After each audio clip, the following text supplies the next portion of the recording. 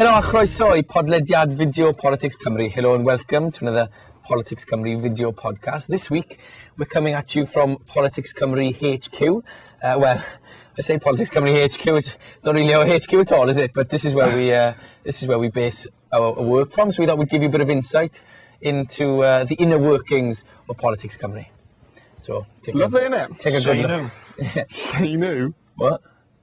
Shane, it's French, boys. We don't speak French, so I haven't been to Bordeaux for a year.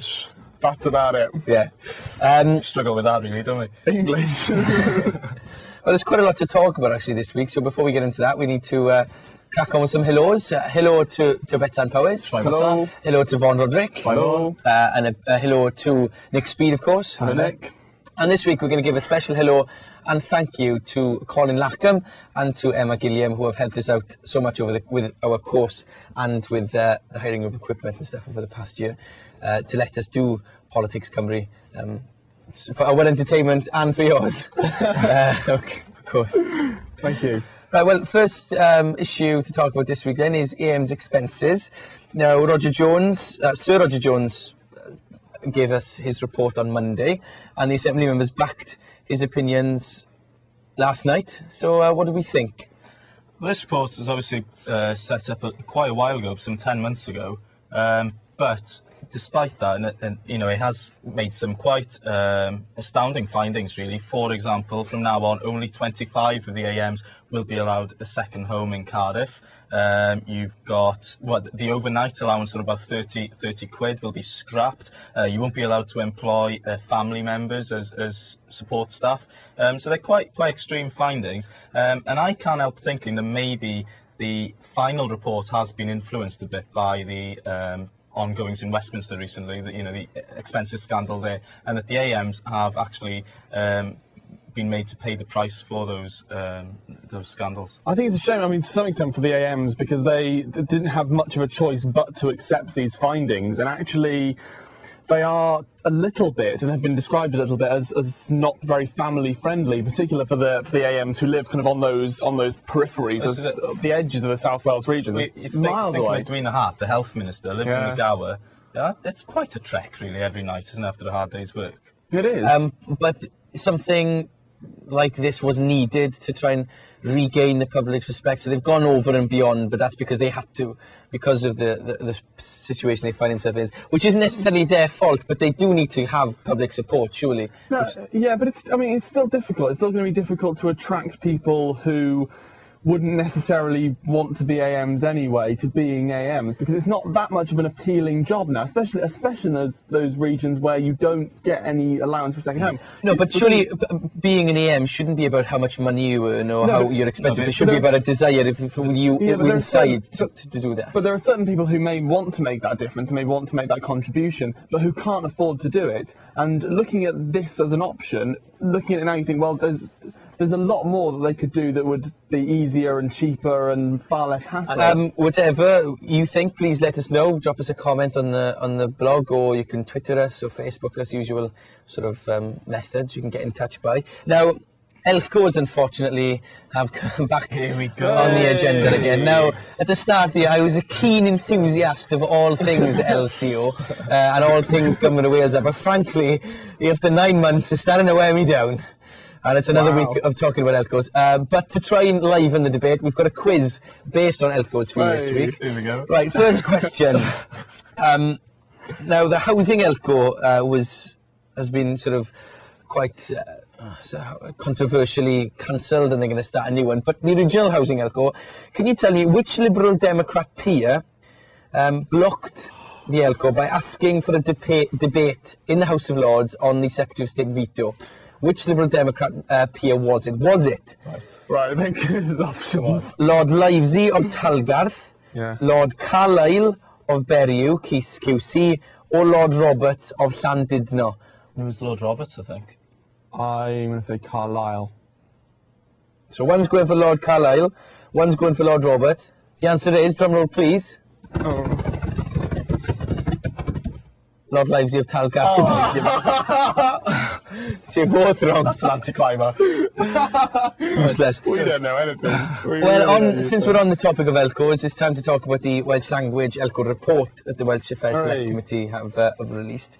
Now, they agree in principle with the idea that the Assembly should be the ones legislating over the language, because they say it's located in its social context here in Wales, was the term used by the Welsh Affairs Select Committee. I'm sure there's a simpler way of saying it. Because it's spoken there, maybe that's an option they could have thought of.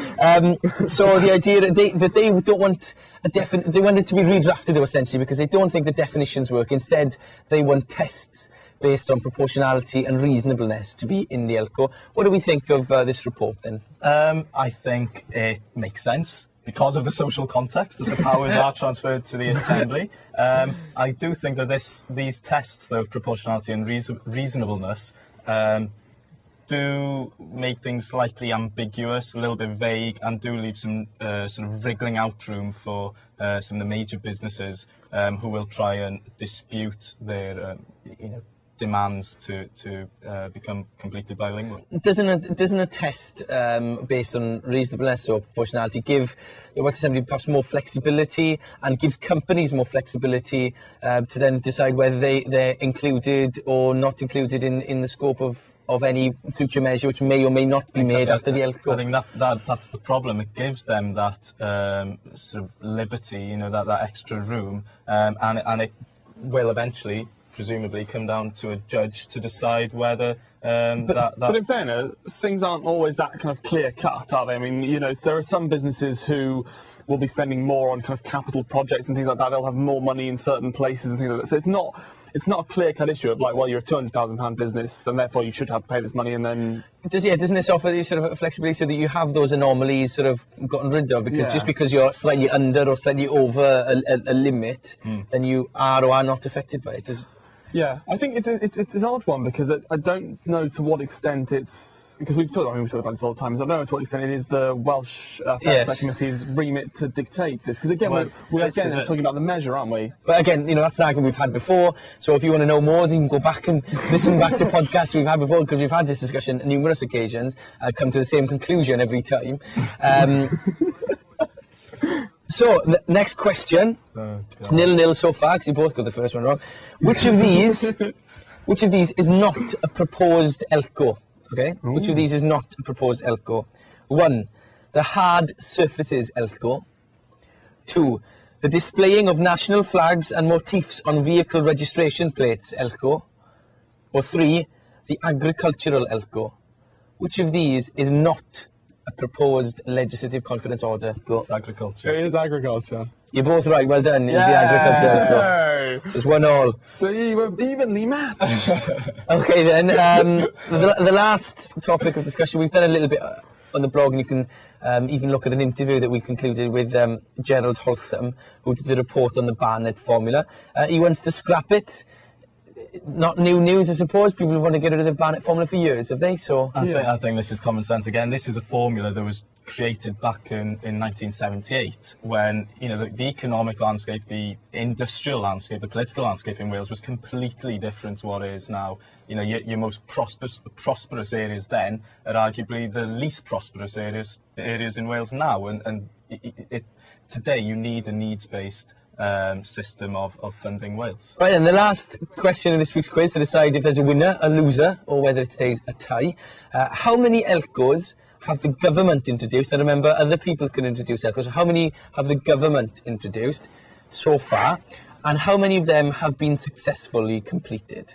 Okay, so have the government introduced 10? I'm glad you're giving us options. And 3 have been completed. Have the government introduced 12 with 4 being completed, or have they introduced 9 with 2 being completed? What do we think? Let's go down the middle. I'm going to go middle for diddle.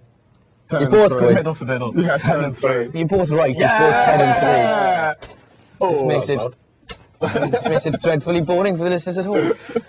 Viewers. I doubt they care that much, to be fair.